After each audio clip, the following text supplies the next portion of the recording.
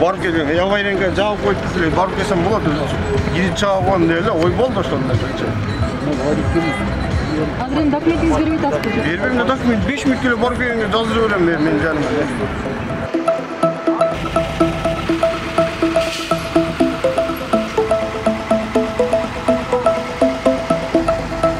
Нагим Айтматова көчөсүндө 2022 жылдын октябрь айында унаа токтотуу жай толук жоюлган бул тарабындачы.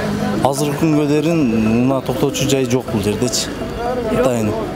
Бирок мындай белгилер коюлган, токтотууга мүмкүн эмес деген. Ага карабай ушул токтоп ушундай болуп атат да.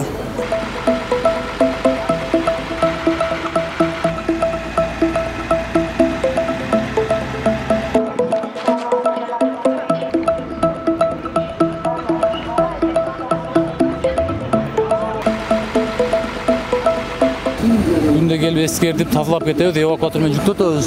Жүктөгөнгө карабай эле кайра коюп атышат да. Күндө келип атасыздар, э? Күндө ошол жердебиз. Эртең менен саат 8ден баштап 6:30 ушул жерде болобуз.